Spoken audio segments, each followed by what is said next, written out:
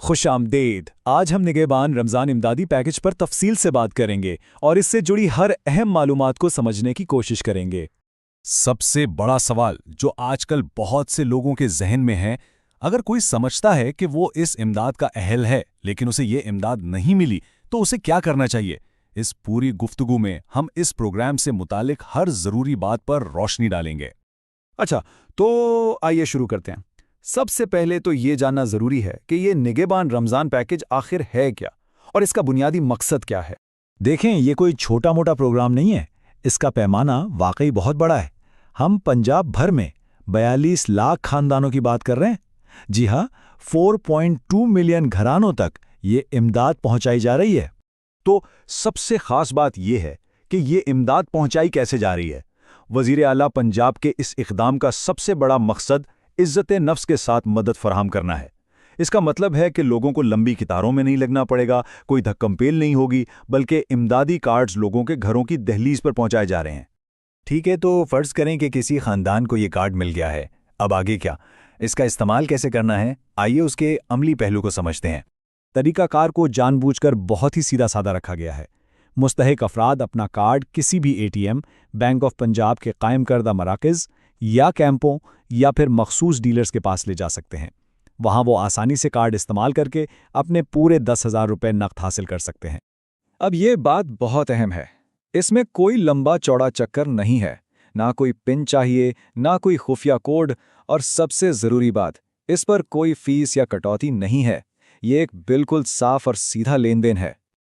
اور اس بات کو اچھی طرح سمجھ لیں، پورے 10,000 روپے ملنے ہیں۔ اگر کوئی شخص کہے کہ میں مدد کرتا ہوں، مجھے تھوڑے پیسے دے دیں، یا کوئی کٹ مانگے تو صاف انکار کر دیں۔ یہ سراسر غیر قانونی ہے۔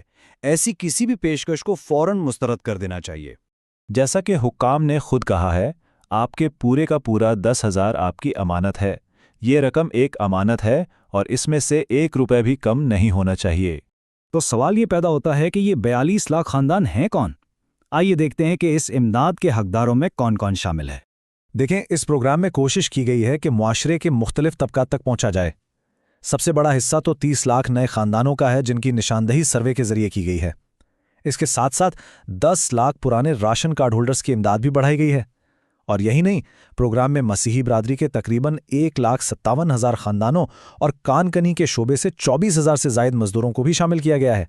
اچھا، اب آتے ہیں اس سب سے اہم سوال پر جس کا بہت سے لوگ انتظار کر رہے ہوں گے۔ اگر کوئی سمجھتا ہے کہ وہ اہل ہے لیکن کسی وجہ سے رہ گیا ہے یا کارڈ نہیں ملا تو پھر کیا کرنا ہے؟ اس کے لیے ایک بہت ہی آسان حل دیا گیا ہے۔ یہ نمبر اچھی طرح سے ذہن میں بٹھا لیں، 1,000 یعنی 1,000۔ یہ وزیر اعلیٰ کی خصوصی ہیلپ لائن ہے۔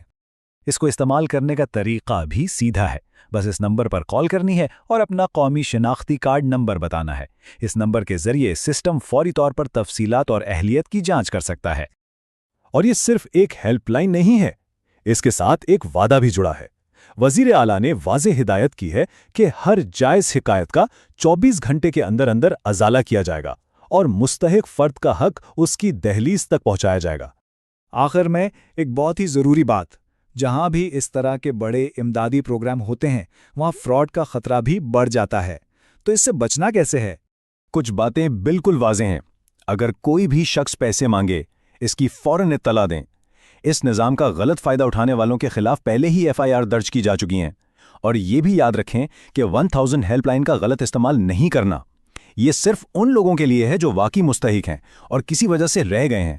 جعلی کالز کرنے والوں کے خلاف کارروائی کی جائے گی۔ تو یہ تھی نگہبان رمضان پروگرام کی پوری تفصیل، لیکن آخر میں ایک سوال سب کے لیے ہے۔ یہ پروگرام تو حکومت کا ہے، لیکن ایک معاشرے کے طور پہ ہم سب مل کر کیسے اس بات کو یقینی بنا سکتے ہیں کہ یہ امداد صحیح لوگوں تک اور سب سے بڑھ کر عزت اور احترام کے ساتھ پہنچے؟